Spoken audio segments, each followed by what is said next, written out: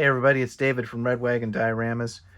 I'm going to give you a rundown today on the new deluxe Boba Fett figure from Return of the Jedi, which just arrived in my mailbox today from Amazon. Thanks for shipping that early, guys. Quite a treat to receive him today. I'm going to compare him to the original Boba Fett figure from the Star Wars Black Series. This guy came out in 2013 as part of wave number 1. So a lot has changed over the years as far as the engineering and the articulation. And there's a lot of differences with the new figure. Ultimately, I recommend picking up this figure. They've done a great job. There's lots of improvements here. And hey, it's Boba Fett from Return of the Jedi. Of course, you got to have this guy in your collection. So let me go from the top down, just kind of run down some of the differences here. First of all, the rangefinder is now articulated. Great feature. The original one was obviously molded in place. Next, you have better neck articulation. You've got a double ball joint now instead of the single ball from the original figure. A lot more tilt. I think a lot more personality there with the helmet. The torso piece now is this thin, soft, rubbery overlay that's installed, front and back over the harder plastic body. This incorporates the shoulder pads now, which have a lot of flexibility to them. The original figure, the shoulder pads were molded into the hard plastic of the arm. You have now a rubbery cape instead of the original soft goods cape. I like the soft goods, but this piece is okay. It's very thin and narrow here. Can be tucked out of the way, fits behind the jetpack fine. So I actually don't mind this. I think it's okay.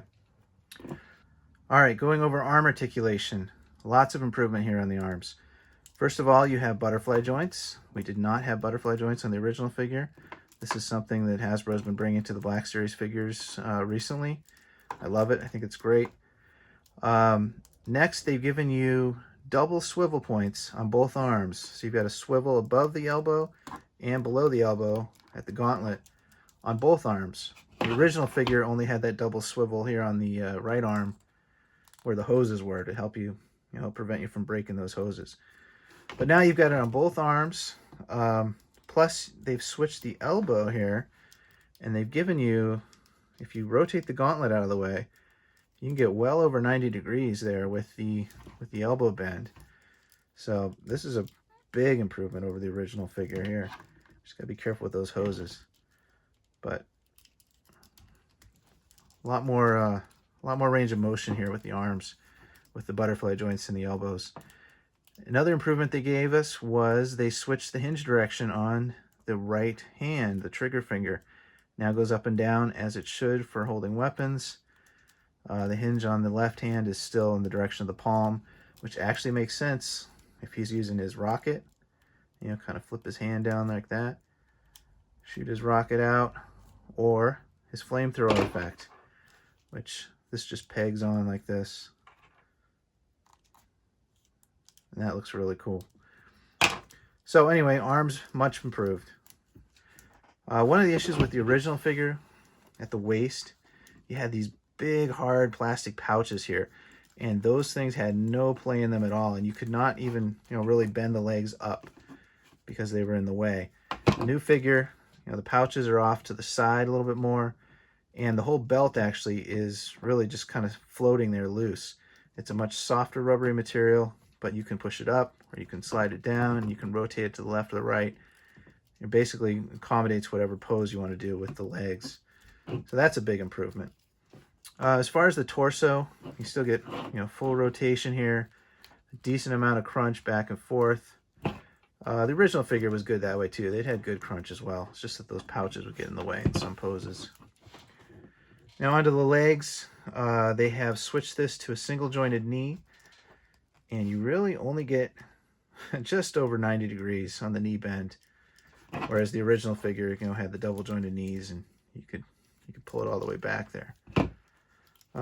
Just like the new clone troopers and the new stormtroopers, the knee pad here is fixed in place. On this figure, it is a softer piece, but it's glued to the bottom of the upper leg.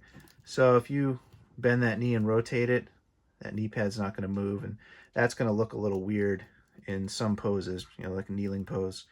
So that's one drawback of these new, leg designs. Same thing with the clones and the stormtroopers.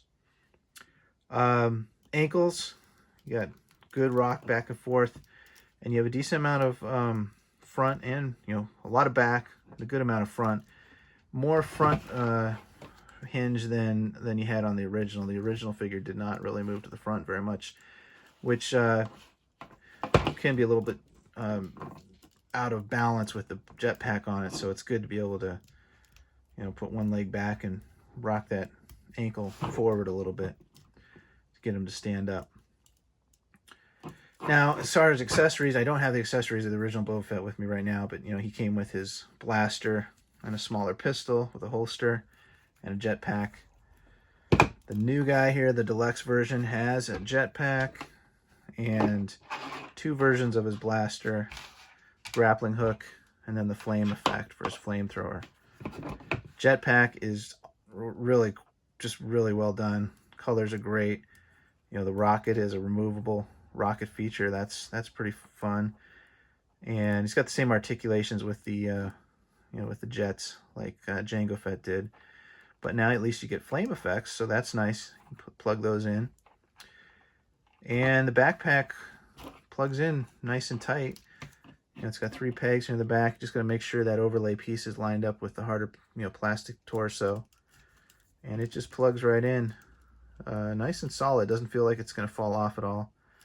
And again, the cape here, you can kind of tuck it in there, and you can have it fits really well. So they did a good job with the jetpack and the cape here, making it work.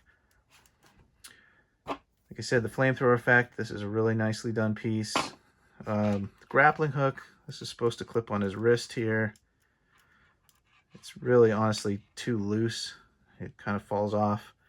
And I just don't see myself doing much with this grapple hook piece. It'd be better if it was a nice, bendable wire or something that you could, stick out like that. But, that's easy to customize. The blasters, nicely done. Black plastic with a brown, dry brush over the top or wash. And then one of them, splits apart for when Luke slices it in half with his lightsaber. So there you go, guys. Overall, I think really well done.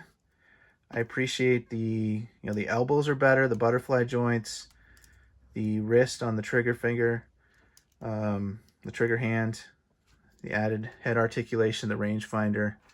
All those are just huge improvements. Real nice. The only drawbacks, this tweaked helmet, which hopefully is fixable. And I'm still not really a big fan of these single jointed knees, but that's all right. It's Boba Fett from Return of the Jedi, and now he can go in my Jabba's Palace display. So anyway, I recommend you guys pick him up. He is a $30 figure, premium, the deluxe price point. It's worth it. It's Boba Fett. A decent amount of accessories. Paint job is really nice.